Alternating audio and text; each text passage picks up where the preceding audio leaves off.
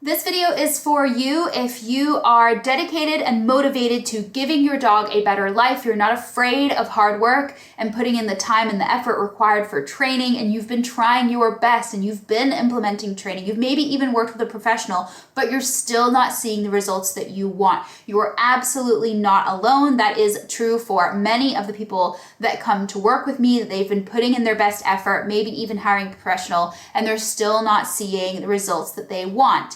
If you're new here, hi, I am Becca. I'm a professional dog trainer who spent the last 6 years specializing in nervous dogs and helping owners like you take your dog from nervous, anxious, and insecure to calm and confident. So let's get into it. The dog owners that come to work with me are not failing due to a lack of trying. These are highly motivated owners. They want better for their dog. They are willing to put in the effort. They're not shy about putting in hard work. And so most of them have spent months, if not years, on training. They are spending hundreds, sometimes thousands on professional help, but they're still not seeing results. Take, for example, Sherry and her dog Harper. So Sherry was struggling both in and out of the house with Harper. In the house, they were having resource guarding incidents. Harper would find things like the TV remote, or she would have like a chew or something, or even a shoe, and she would resource guard, so she would get really aggressive if any of the people or other dogs in the household came near her, and she was a bite risk and had bitten Sherry in the past over resource guarding incidents. And out on walks, Harper was always very vigilant and very stressed out, and she was highly reactive to both people and dogs. So Sherry was desperate to give Harper a better quality of life and take out all of this stress and she was experiencing pretty much constantly. She wanted to be able to take her on walks that were actually enjoyable and relaxing, and she wanted to stop walking on eggshells around Harper in her own home. And Sherry had tried training with Harper for 2 years, and she'd worked with at least 3 or 4 trainers before coming to me. And on just the single trainer before working with me, Sherry spent more than 4,000 Canadian dollars working with that trainer. That's about 2,200 British pounds. And still, she could not get past Harper's resource guarding incidents in the house, and she still couldn't go on those relaxing walks. So she definitely wasn't lacking in effort and in trying. She was working with professionals that she thought could give Harper a better life, but it just wasn't happening. And then Sherry came to work with me, thank goodness. She was willing to give it one last try, and I understand how reluctant an owner in Sherry's position can be after spending all of this money and having all of this hope with previous professional trainers, putting in the work, putting in the effort, and still not seeing results. It is really hard to take that leap of faith once again and to invest in a program and to work with a trainer and to try again and hope that this time it is going to be different. But thank goodness Sherry did sign up to my Nervous No More online dog training program with Harper, and these are the kind of results that she was then able to unlock with Harper. So now their walks are actually relaxed, not stressful. Harper's not hypervigilant. She actually wants to be out on walks, and Sherry was saying for the first time ever, she was happy and excited to engage on walks and to work and to do training and play. And for the first time ever, it felt like walks were actually something they both looked forward to. And she's not constantly hypervigilant and she's not constantly stressed out. Walks were finally enjoyable. And in the house, we were able to establish a stronger relationship between Sherry and Harper. This was something I think was missing from their previous training, that it didn't really focus on building stronger foundations in communication and in training. And you can see here in this clip, she's practicing something very simple, just sending Harper to her bed and then telling her when she can come off. But you can see that Harper is actually engaging, see her little tail wagging. She's enjoying these training sessions with Sherry, and their training went from being very stressful and very conflict driven to actually just being fun and generating the kind of relationship that they want to have together. And then this is an example of Harper with a item that she would normally resource guard, but now Sherry can call her away on command. Yes. And then you can see here that Harper even goes back. She thinks about going back to the item, but on her own, without being prompted, comes back to Sherry. And Sherry was saying that for the first time ever, Harper is now choosing to engage with her and choosing to spend time with her over just resource guarding every time she's in the house. And they have such a better, more relaxed relationship, not having to worry about these resource guarding incidents anymore. And then one of Harper's strongest reactions would be to the mailman. And so in this video here, Sherry is practicing sitting outside with Harper and just watching the mailman go by. And Harper, for the first time, didn't want to kill the mailman, as Sherry put it. And so you can see that the mailman is just down the street there. He's in view, so they can see and hear him. And Harper is paying attention, and she is watching the mailman, but she's not exploding. She's not out at the end of her lead, lunging and barking and snarling and trying to bite the mailman. She's just watching him go by and learning that, like, Sherry's there to keep her safe. She doesn't have to worry. She doesn't have to panic, and that actually everything is okay. And you can see that her body language there is relaxed, calm, confident, happy, and that's the kind of thing that Sherry was hoping for and unable to unlock with their previous training.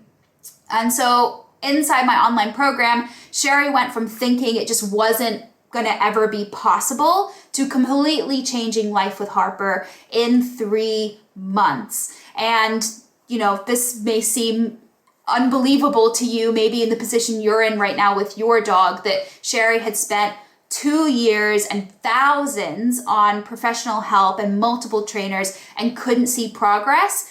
But then in this one program, she gave it this one last chance, and it's completely changed life with her dog. So why didn't the previous training work, and what was different about this specific program and this specific training that finally unlocked this progress with her and Harper? So first, before we get into the 3 reasons that training isn't working despite an abundance of effort, I want to debunk some myths, because there are multiple things that we tell ourselves to explain why training isn't working, and they're not true. So your dog is too stubborn. A lot of people say this, like, oh, my dog is just too stubborn. Maybe they're too set in their ways. It is true that when a dog has a really strong ingrained habit and they've been practicing that habit for a long time, it does take effort to break a habit, just like it does in humans. I'm not going to lie to you and say that it's really easy, you can do it in a day or anything like that. It does take time and effort to break a habit and form a new one, but it is never impossible. All dogs of all breeds, all ages, and all temperaments are capable of learning new patterns of behavior and replacing old habits with new ones. So no dog is too stubborn for training. Usually when we say that a dog is stubborn, it means that your dog isn't motivated enough, and there are ways to build motivation. Or it means that your dog just doesn't understand what you are asking for them, and we need to clear up your communication to help them understand.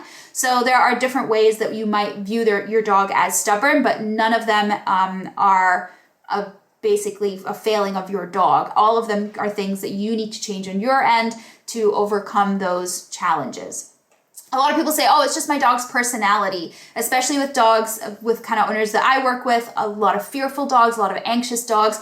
A lot of people like to write it off as, I think that's just part of their personality. I want to be really clear here. I specialize in working with fearful and anxious dogs. Fearful and anxious are not part of any dog's personality. They are behavior issues that get in the way of you actually seeing your dog's true personality. So no dog's personality should include descriptors like nervous, insecure, or anxious. Those are behavioral issues that you can help your dog overcome. And when you overcome them, you then see their true personality shining through. They just need more time. This is one of the most common pieces of advice given to owners of nervous dogs, especially rescue dogs, that they just need more time, or people with puppies and they are told that, oh, they'll just grow out of it. They just need more time.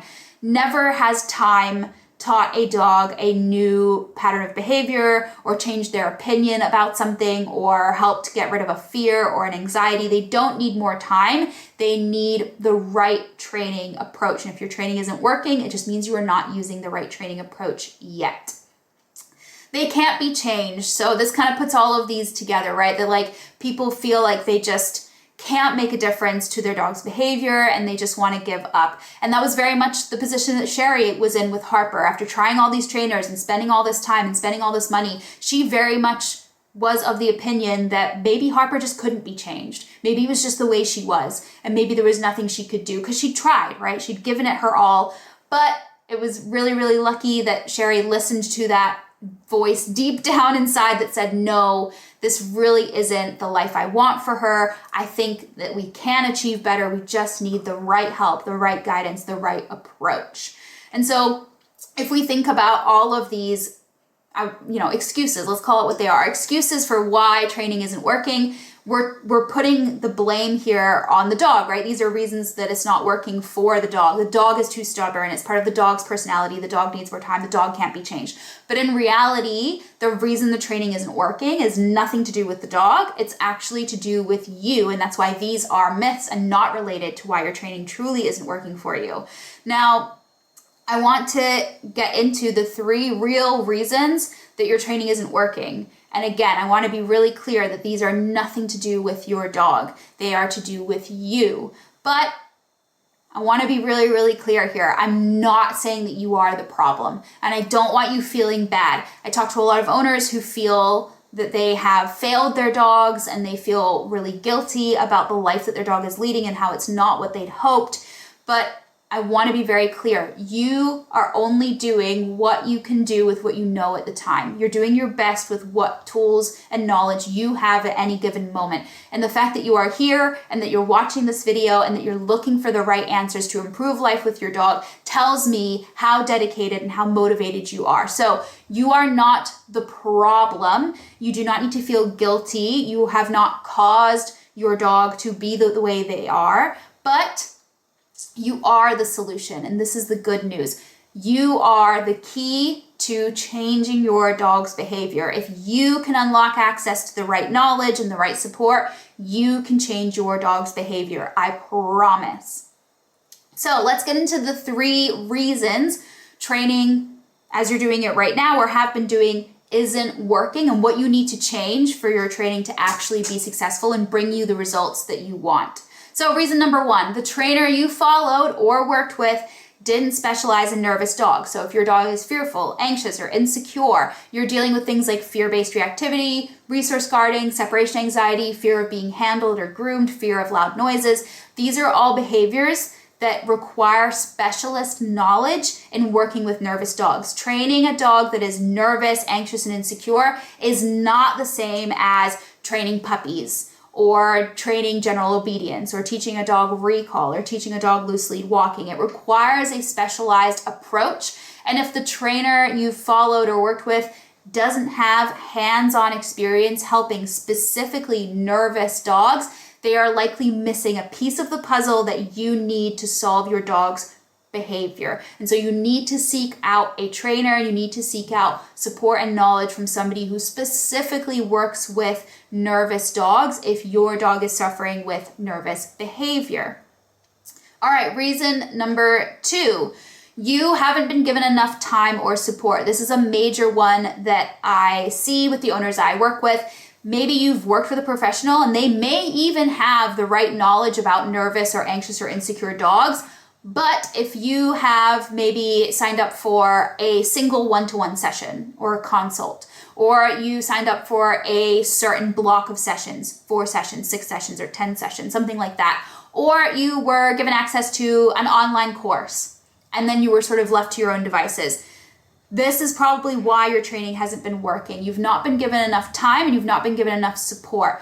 Training a dog takes time, and so you need to have enough time built into whatever program you're signing up with or whatever training help that you're getting so that you can get to your endpoint with that trainer helping you. So if you haven't been given enough time, that is one reason your training hasn't worked. Maybe you'll see some progress, but then your time with that trainer comes to an end, and then you're on your own and things unravel from there, or you don't make any further progress, or you're not being given continuous support. So usually in dog training, there's 2 pieces. Knowledge is one, and feedback is another. So it's one thing to know what you should be doing. It's another thing to be implementing it correctly. So a lot of the time, owners that I work with, they'll take part of my online course, they'll watch videos, they'll do a certain unit, and they'll start implementing that training with their dog. But part of my online program is that they have to submit homework assignments. And so in that homework assignment, I'm asking them to show me what they've been doing from that particular unit. And then I give video feedback. I bring their video up on screen, I screen record, and I'm using my mouse and I'm pointing. I'm saying, see how your timing here was a little early? Did you notice that your verbal marker here was inconsistent with here? Do you see your dog's body language here and what that means? I point out all the little details of the things that they're doing right, and more importantly, the things that they may not be doing right that we need to change going forward. If you don't have that input from a trainer and you're not getting constant feedback on your handling skills, and we're changing and making edits to your handling skills to keep you moving forward, you're going to get stuck and you're not going to see the results you should be seeing from that training. Because again, you may have the right knowledge, you may know what to do, but if you're not doing it properly, it doesn't matter. So you need to have enough time and you need to have continuous support and feedback to make sure that you are implementing everything correctly and you continue moving in the right direction with feedback from your trainer, pointing out all the things you don't notice you might be doing wrong. And then the third reason is that you haven't diagnosed the type of nervous behavior your dog has.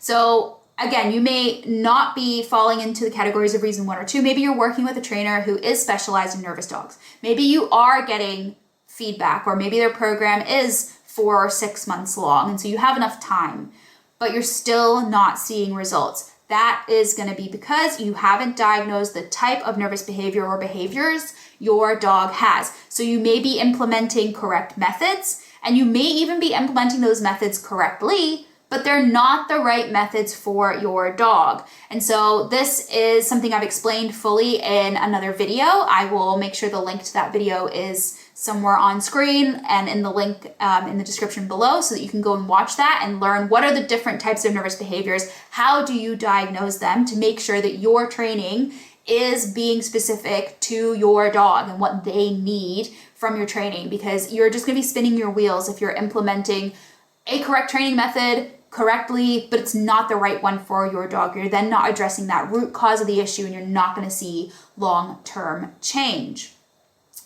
So what should you look for in terms of making sure you don't hit any of these 3 problems that are going to prevent your training from yielding results? You need to make sure you're working with a specialist who is specializing in the type of struggle you are facing. So if your dog is fear-based reactive, make sure the trainer you're hiring, it doesn't have to be me, but make sure the trainer you're hiring has a track record of helping owners with fear-based reactivity. They can prove to you that they can help you overcome that issue and that they've helped clients see results, and make sure that you get either client testimonials or before and after videos so that you know that they really do know what they're talking about.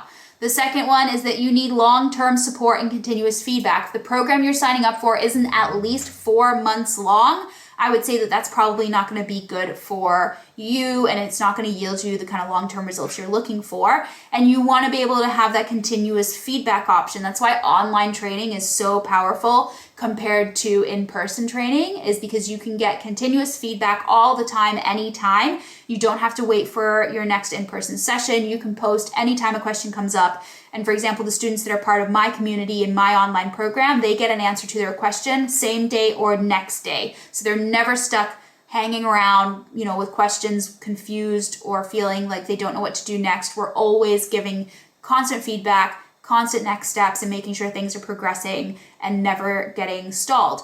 And then the last one is a full diagnosis of the problem as step 1. As I mentioned, you have to diagnose the type of nervous behavior your dog has, or even just the type of behavior your dog has, even if we're not dealing with a nervous dog. You have to know the underlying motivation for the dog in that moment in order to change their behavior. So that is really, really important as your step 1. So if you are thinking of hiring a professional, again, it doesn't have to be me, any professional, make sure that you're asking questions to get these 3 things out of that training program. If you cannot check all 3 of these boxes, don't give money to that person. They may have all the right intentions in the world and they may truly want to help you, but if you don't get these 3 things, you are not going to see the long-term results from the effort and the money that you put into it. So if you would like help with your dog and you're looking for someone who specializes in nervous dogs with a long-term program you can join with an abundance of support and accountability and feedback and motivation, all of that stuff packaged in to really ensure that you succeed, and that has that diagnosis of the behavior as step 1, no questions asked about that. That is absolutely required as part of the online program. Then that's exactly what my online program does. So you can check the link in the description below if you want to learn more about the program and how it works and what's included. And I'm really proud of the fact that 100% of the students who complete my online course report being happy with their results and that they'd recommend the program to somebody else. So real proof that even if you, and again, most of the people I've worked with have had multiple previous trainers. They've spent hundreds or thousands, months or years on training previously. But when they come through my program, because of the way it is built, it is essentially a guarantee that you're going to succeed if you are willing to show up and put in the commitment and put in the effort. And I know you're the kind of owner to do that if you are the kind of person who's watching this video and you've made it all the way to the end here. So I would love to see you join the online program and finally see success and finally unlock the results that you want, the kind of life that you want with your dog. And it doesn't matter how many trainers you've worked with before, how much time you've put in before, how much money you've spent before. I promise you it is possible for you too. So let me know if that all makes sense. Any questions, and you can leave them in the comments and I'll get back to you, and I will see you in the next one.